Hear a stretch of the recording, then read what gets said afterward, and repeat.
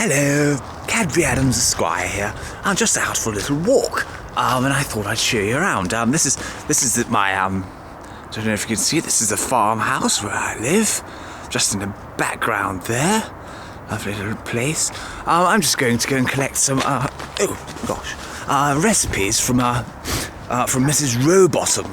She does lovely porridge. So this is little Chortley by the Brow. Behind me you have Mr. Jackson. He lives there, just next to my farmhouse over there. And up here is basically pretty much all little Chortley by the Brow. The Brow is actually over there somewhere.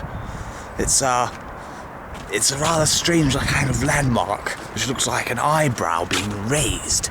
That's why we're called Little Chortley by the Brow. On the other side of the Brow is Big Chortley by the Brow, which is bigger than Little Chortley.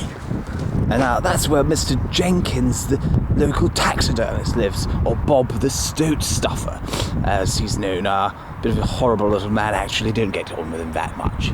Now, here we are next to the Women's Institute, which I remember. We have the Little Chortley Memorial, which is there we go.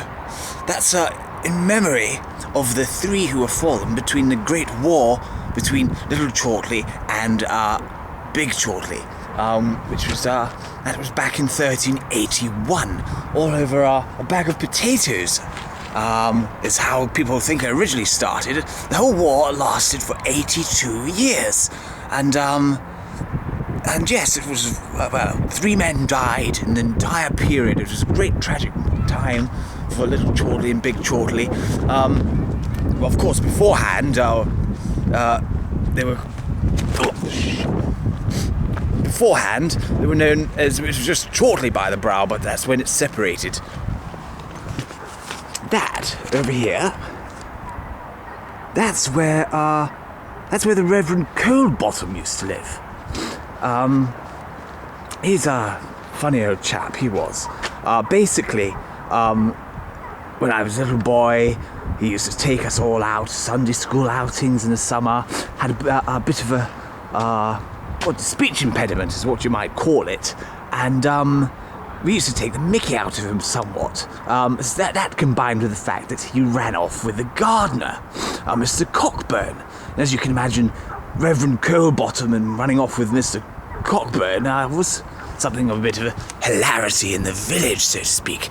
Yes, he used to take us on Sunday outings, and he'd give us a couple of what he would, because of his speech impediment, he'd call them tweets.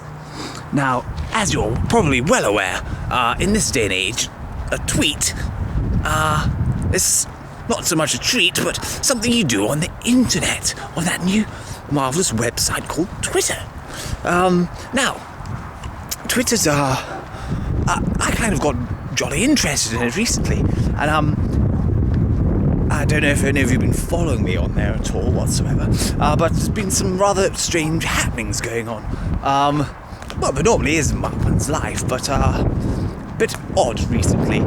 This place here, actually, is where, if you had been following me, was where I had my burger van installed, just outside the farmhouse, where I was dressed as a vicar. Now, for those of you who don't know what actually went on, basically, there was quite a commotion where there was lots of helicopters and the likes, army trucks, and they took over the entire farm, and I had to make a run for it. Event ended up in my old tree house, which I don't know if you can see, but all the way over there, end of this lane, can't quite see it, but yes, I used to have a childhood tree house, and that's where that was. So upside down, what's going on? And I hid up there and managed to escape. They were all chasing me, and ended up in Wales, of all places, and got a burger van, dressed as a vicar, came back, just waited along there, and that's basically where I planned to overtake my farm again, which I did rather successfully. Turns out our place is a great ley line crossover point, and there's lots of energies and all the sorts there. So anyway, but yes, anyway, that's me coming up to Mrs. Rowbottom's house now. So I better be off. Anyway, I hope you have a lovely evening, and remember, follow me on twitter.com/Cadbury Adams Esquire. Couldn't fit Esquire in, wouldn't let it me. So yes. Anyway, I'm off, and I shall speak to you all later. Goodbye.